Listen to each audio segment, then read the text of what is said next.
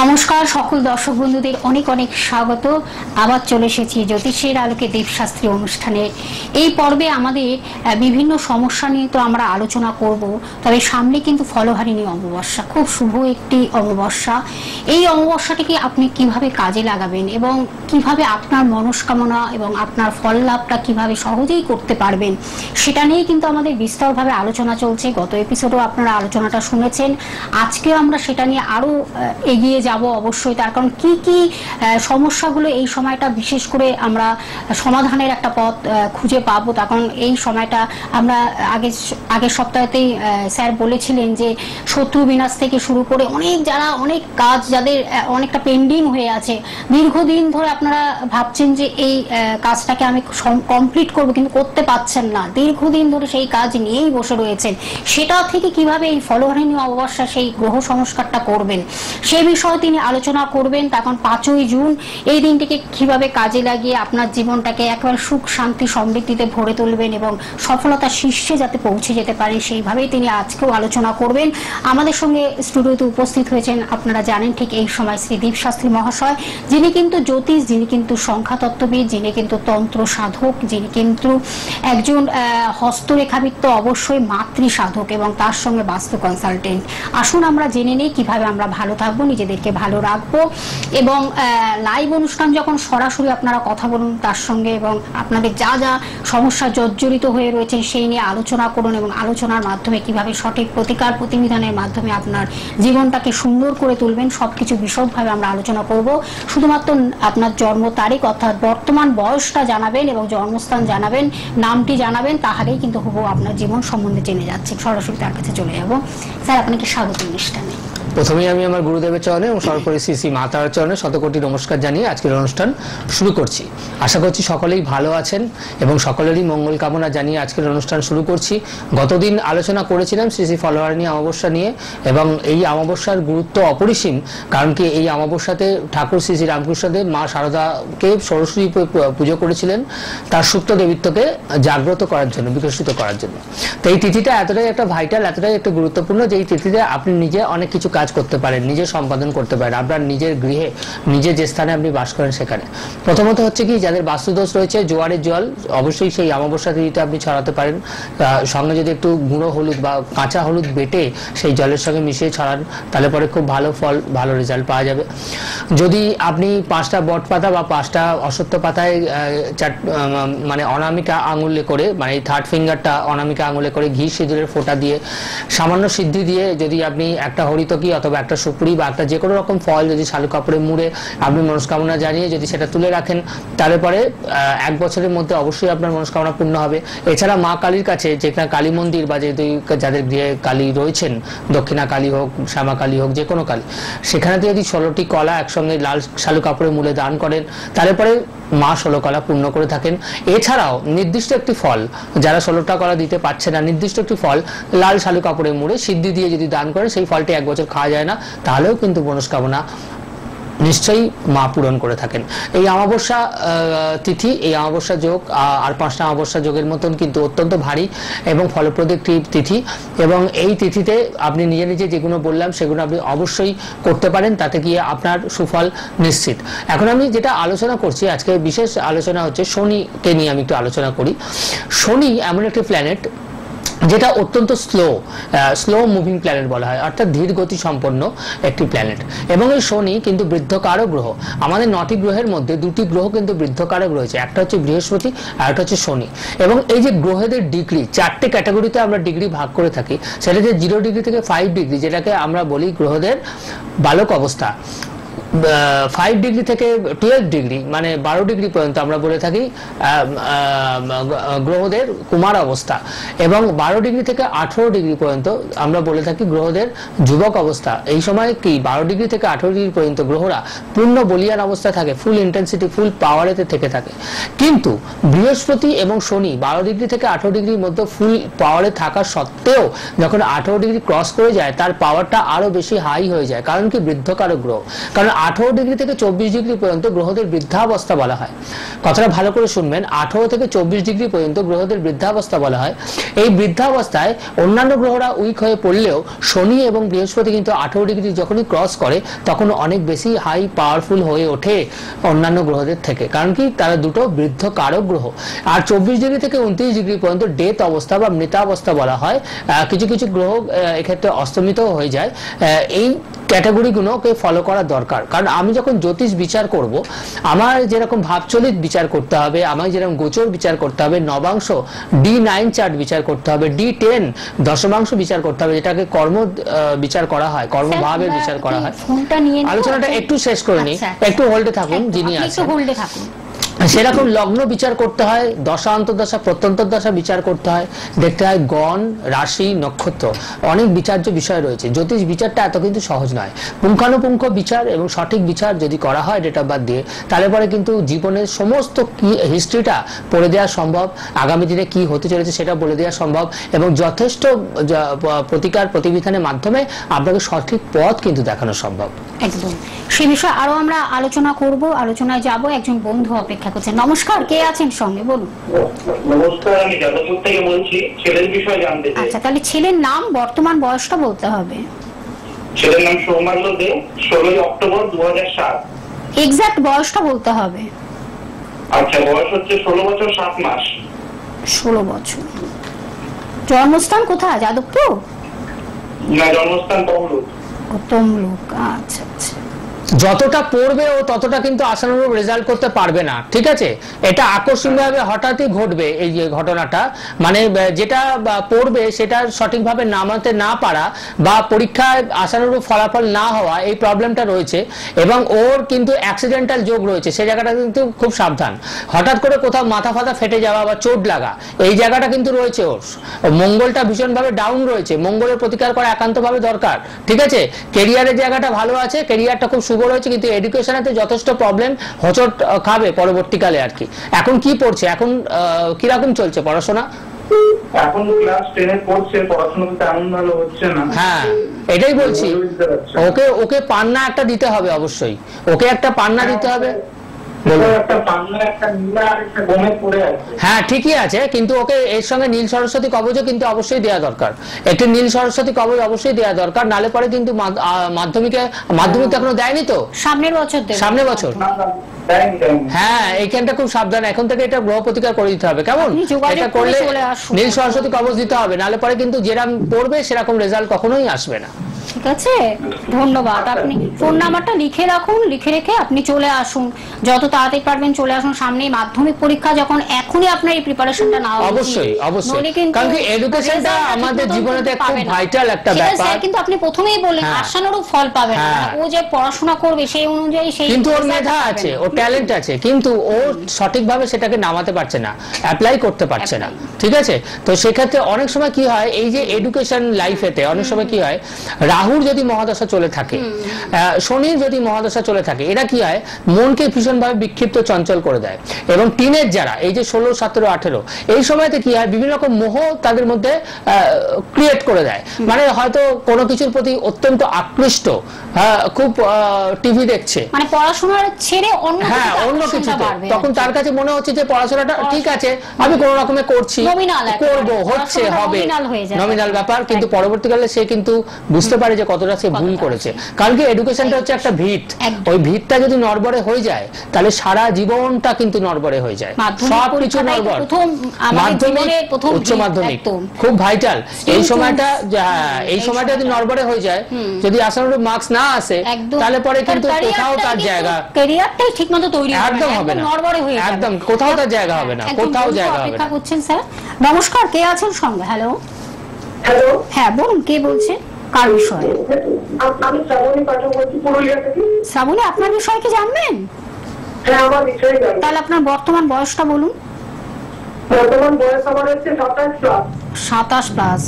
আচ্ছা, জন্মস্থান কোথায়? বাঁকুড়া। পারিবারিক সমস্যা পাচ্ছি, বিয়ে কি হয়েছে? বিয়ে? হ্যাঁ হ্যাঁ, এই জায়গাটা আমি পাচ্ছি, এবং পরবর্তীকালে কিন্তু বিয়ে পরবর্তীকালে পারিবারিক সমস্যার সম্মুখীন হতে হবে, বুঝতে পেরেছেন? বিয়ের জন্য কি চেষ্টা হচ্ছে, দেখাশোনা চলছে, ক্লিক করছে, এমন ব্যাপার করছে? বিয়ের চেষ্টা চলছে বাট হচ্ছে না। হ্যাঁ আমি তো সেইটাই তাই বলছি, তো স্যার বলে দিলেন। আমি তো সেই কথাই বললাম, দেখাশোনা চলছে, হচ্ছে না। ঠিকমতো ইয়ে নেই। শনির জায়গাটা ভীষণ প্রবলেম রয়েছে, বিলম্ব বিবাহ, ঠিক আছে, সমস্ত নেই। 30 পার করে দেবে, 30 পার করে দেবে, তাতেও ক্লিক করবে কিনা এটা যথেষ্ট কোশ্চেন মার্ক আছে। তো এটা শনির প্রতিকার ইমিডিয়েট করতে হবে, এবং মঙ্গল খুব ডাউন রয়েছে, খারাপ আছে, সপ্তমপতির অবস্থা ভীষণ ডিস্টার্ব। পরবর্তীকালে বিয়ে হলেও সেই সংসার টিকে থাকাটা কিন্তু খুব মুশকিল ব্যাপার, ব্যাক আসতে হবে, রিটার্ন আসতে হবে। সেই জায়গাটা ভালো করে প্রতিকার প্রতিবিধান করে তবেই সেই জায়গাটায় পা রাখবেন, নালে পরে কিন্তু কপালে কষ্ট আছে। ঠিক আছে, আপনি ফোন নাম্বারটা লিখে রাখুন দিদি ভাই, ঠিক আছে? 9748150037 একটি নাম্বার, বুকিং নাম্বার বলে যেটা দেখুন রেড বক্সে লেখা রয়েছে বুকিং নাম্বার বলে, এবং আরেকটি নাম্বার 7449393701, এই নাম্বারটা লিখে রাখুন। এই যে মঙ্গল, এবং রাত্রি 10টার পর স্যারের সাথে আরো ডিটেইলস কথা বলুন। মঙ্গল এবং মাঙ্গলিক দোষ, এটার সঙ্গে বিয়েটা কিন্তু ওতপ্রোতভাবে জড়িত, আচ্ছা। রিলেটেড। এবং আমাদের যে কোনো রিস্ট ফাড়া থাকে, বিশেষ করে ধরুন রক্তপাত যেগুলো ঘটে, কোথাও হঠাৎ করে চটে যাওয়া, ফেটে যাওয়া, অ্যাক্সিডেন্টাল যেগুলো ধরুন টিউমার হচ্ছে, টিউমার থেকে ক্যান্সার ফর্ম করে যাচ্ছে, বা কোন রকম ঘা হচ্ছে, সেখান থেকে একটা সিরিয়াস পর্যায়ে চলে যাচ্ছে, এগুলো কিন্তু মঙ্গল নিচস্থ থাকলে, মঙ্গল পীড়িত থাকলে, মঙ্গল কোনোভাবে ডাউন থাকলে, বা মঙ্গল যদি কোনোভাবে পাপগ্রহ দৃষ্ট হয়, তবে কিন্তু এই ঘটনাগুলো ঘটে থাকে। বিশেষ করে কোনো অপারেশনের যোগ, বারবার একাধিক অপারেশন, এটা কিন্তু মঙ্গলের ফলে হয়। মহিলাদের ক্ষেত্রে সিজার হওয়া বা গল ব্লাডার, পেটে স্টোন হওয়া, এগুলো গাইনোলজিক্যাল প্রবলেম, এগুলো সমস্তটাই কিন্তু মঙ্গলের প্রভাবে হয়ে থাকে। তো মঙ্গল ভৌমদোষ তৈরি করে কখন? যখন মঙ্গল লগ্ন, চতুর্থ, সপ্তম, অষ্টম এবং দ্বাদশ ভাবে অবস্থান করে, এটা একরকম। এছাড়া যদি চন্দ্র সাপেক্ষেও এরা এই পজিশনে আসে, লগ্ন, চতুর্থ, সপ্তম, অষ্টম, দ্বাদশে, তাহলেও হয়, এবং শুক্র সাপেক্ষেও হয় মঙ্গল। এবং বন্ধু অপেক্ষা করছেন, আমি ফোনটা নিয়ে নিচ্ছি। নমস্কার, কে আছেন সঙ্গে? হ্যালো, হ্যাঁ বলুন। বলুন। আপনার নিজের বিষয়, নামটা বলতে হবে, বর্তমান বয়সটা বলতে হবে। অনুশ্রী পাঠক। বর্তমান বয়স কত?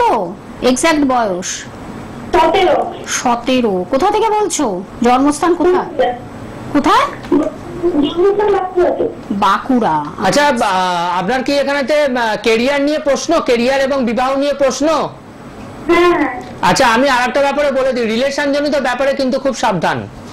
কোনো একটা অযাচিত রিলেশন লাইফে আসবে, যেখান থেকে আপনাকে যথেষ্ট ক্ষতির সম্মুখীন হতে হবে, ঠিক আছে? মানে অনেকটা দুঃখ, বেদনা, যন্ত্রণার সম্মুখীন হতে হবে। এরকম ঘটনা কি ঘটেছে এর মধ্যে? না, কিন্তু এটা ঘটবে পরবর্তীকালে, ভবিষ্যতে হতে পারে, ভবিষ্যতে মানে 18-19 এর ভেতর। আচ্ছা, এখন তো 17, এখনো 2 বছর। হ্যাঁ, 18-19 এর ভেতর এই ঘটনা আছে, কারণ এখানে রাহুর একটা প্রভাব রয়েছে, সেখান থেকে আমি বলছি এই জায়গাটা ডিস্টার্ব ক্রিয়েট করবে, এবং এর ফলেতে ক্যারিয়ারের জায়গাটাও কিন্তু ক্ষতি করবে। গভর্নমেন্ট সার্ভিসের যোগ রয়েছে। পড়াশোনা কি করছেন এখন বর্তমানে? কি পড়াশোনা করছেন? টেলিভিশনের সাউন্ডটাকে 0 করে কথা বলতে হবে, মোবাইলে কথা বলতে হবে। বলছি পড়াশোনা কি করছেন, এডুকেশন? উচ্চ মাধ্যমিক হয়েছে, এখন কি করছেন? দিয়েছেন? কি বলছে? টিভির সাউন্ডটাকে 0 করে কথা বলতে হবে, লাইনটা কেটে যাবে না, একদম। আপনি কি আছেন? আচ্ছা, ধন্যবাদ। যাই হোক, সিরিয়াস পার্সনরা ফোন করুন। আচ্ছা, আমি এই যে আলোচনাটা করছিলাম মঙ্গলের যেটা ব্যাপার, সেটা হচ্ছে মঙ্গল কখন ভৌমদোষ তৈরি করে, এবং এটা পুরুষের জীবনে বা মহিলার জীবনে কিভাবে এফেক্ট ফেলে। হ্যাঁ, হ্যালো, হ্যাঁ নমস্কার, কে আছেন সঙ্গে? হ্যালো, হ্যাঁ বলুন, কে বলছেন? হ্যাঁ বলুন বলুন বলুন, কে বলছেন, কোথা থেকে বলছেন, কার বিষয়ে জানবেন? আমি সরাসরি ফোন করে করার জন্য বলছিলাম। একদম বলুন, কার বিষয়ে জানবেন? নামটার বয়সটা। তাহলে আপনার নাম, বর্তমান বয়সটা বলতে হবে। আমার নাম কল্যাণ কুমার রায়। কল্যাণ গুহ রায়। কল্যাণ বাবু, আপনার বয়স বলুন। কল্যাণ কুমার রায়। ঠিক আছে, কল্যাণ কুমার রায়, বলুন বর্তমান বয়সটা বলুন। 30/11/1964। এক্সাক্ট বয়সটা বলতে হবে। 1964 মানে কত? 50-60 প্রায়। না, আপনারা যখনই ফোন করবেন এক্সাক্ট বয়সটা বলতে হবে, কারণ এখানে তো ক্যালকুলেশন করার মতো অত টাইম নেই, তাহলে আর বাকিরা অপেক্ষা করবে। আমরা যদি এখন ক্যালকুলেশন করতে বসি, তাহলে বাকিরা অপেক্ষা করবে। তো যারা পুরো এক্সাক্ট বয়সটা জানেন তারাই কল করুন, কেমন? আচ্ছা, আমি যে আলোচনা কি বিষয়ে জানবেন আপনি বলুন, কি বিষয়ে জানবেন? ওই সময়টা খারাপ চলছে আর তারপর বাধা- ফিনান্সিয়াল প্রবলেম আছে, ফিনান্সিয়াল প্রবলেম, অর্থনৈতিক সমস্যা চলছে বর্তমানে আপনার, কোথা থেকে ফোন করছেন আপনি? এবং সব কাজে বাধা আছে, অর্থনৈতিক সমস্যা চলছে। দুর্গাপুর কোথা থেকে? দুর্গাপুর। দুর্গাপুর থেকে। আচ্ছা, বলছি অর্থনৈতিক সমস্যা আপনার চলছে এবং সর্বকাজে বাধা পাচ্ছি আমি, বুঝতে পেরেছেন? হ্যাঁ, যে কাজ করতে যাচ্ছেন সে কাজই হচ্ছে না, মন মানসিকতা খুব ডিস্টার্ব, খারাপ, ঠিক আছে? এবং কিছু অশান্তি কলহর সম্মুখীন আপনি হচ্ছেন, পারিবারিক কিছু অশান্তি কলহর সম্মুখীন হচ্ছেন, তাই তো? হ্যাঁ, এখানে তো আমি বলছি কিছু দুর্ঘটনা আপনার রয়েছে কিন্তু, ঠিক আছে? রাস্তাঘাটে গাড়ির থেকে খুব সাবধান। চোট আঘাত খেয়েছেন এর আগে? ধাক্কা খেয়েছেন গাড়ির? একবার হয়েছে অনেক আগে। হ্যাঁ, আর এটা কিন্তু আবারও রয়েছে, এই জায়গাটা থেকে কিন্তু খুব সাবধান, ঠিক আছে? এবং এই অর্থনৈতিক সমস্যা যেটা রয়েছে এটা আপনার ডিসেম্বরের আগে ঠিক হবে না, বুঝতে পেরেছেন? 2024-এর ডিসেম্বরের আগে ঠিক হবে না, এটার প্রতিকার করতে হবে। আমাকে রাত্রির দিকে ফোন করবেন, কিভাবে করা যায় সেটা আমি বলে দেবো। ঠিক আছে। আপনার তো 60 বছর বয়স, হ্যাঁ। তা আপনি একটু রাত্রি 10টার পরে একটু কথা বলুন। আপনার অর্থনৈতিক যা সমস্যা রয়েছে নিশ্চয়ই স্যার সেরকম ভাবে আপনাকে গাইডলাইন্স দেবেন, ঠিক আছে? যদি প্রতিকার মনে করেন সেই ব্যবস্থাও তিনি রেখেছেন, আপনি করে দেবেন সেগুলো, ঠিক আছে? ধন্যবাদ আপনাকে, ধন্যবাদ। কারণ বয়সের আন্দাজ এই যে রাহু মঙ্গল একত্রিত যদি কোথাও বসে, কোন একটা হাউসে গিয়ে বসে, অথবা শনি মঙ্গল, রাহু মঙ্গলেতে ছন্ন ছাড়া দোষ হয়, শনি মঙ্গলেতে বীজ দোষ হয়। বীজ দোষ থাকলে জাতক বা জাতিকার জীবন বিষময় হয়। ছন্ন ছাড়া দোষ যদি থেকে থাকে তাহলে পরে তার জীবনেতে কখনো স্টেবিলিটি আসে না, কর্ম পরিবর্তন হয় বারবার, সে কোথাও স্যাটিসফাইড হয় না, এমনকি ঘরবাড়ি ছাড়াও হতে পারে যদি রাহু মঙ্গল একত্রিতভাবে থাকে।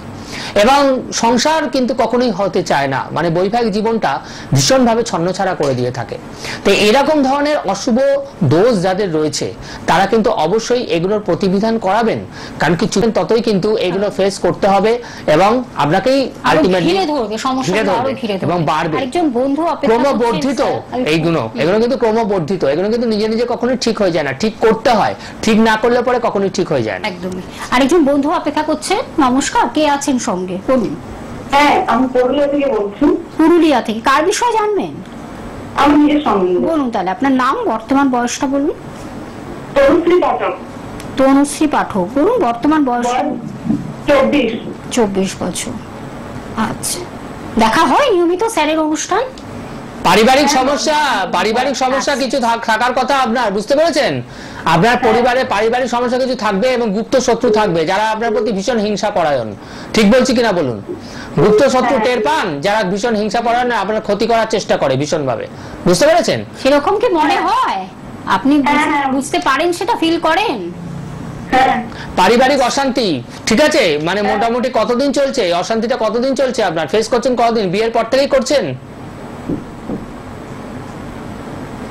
হ্যালো, আচ্ছা, উনি বোধহয় বলছি এই অশান্তিটা কতদিন মোটামুটি ফেস করছেন বাড়িতে? বিয়ে কি হয়েছে এখনো, না বিয়ে হয়নি? না না, বিয়ে হয়নি। বিয়ের পরে তো আরো তীব্র রয়েছে কিন্তু এটা, বুঝতে পেরেছেন? আপনার বিয়েটা হয়নি, আপনি এখন হয়তো যেখানে রয়েছেন সেখানে কিছু সমস্যা হচ্ছে, আমি সেই সমস্যার কথা কিন্তু বলছি না। বিয়ে পরবর্তীকালেতে আপনার কিন্তু পারিবারিক অশান্তি চরম আকার ধারণ করবে, ঠিক আছে? সেই জায়গাটা কিন্তু অবশ্যই প্রতিকার করতে হবে, সেই জায়গাটা প্রতিকার করে তবেই বিয়েটা করবে, নালে পরে কিন্তু সমস্যা আছে, ঠিক আছে? ক্যারিয়ার সম্বন্ধে ক্যারিয়ারটা প্রথম দিকে একদমই ভালো পাচ্ছি না।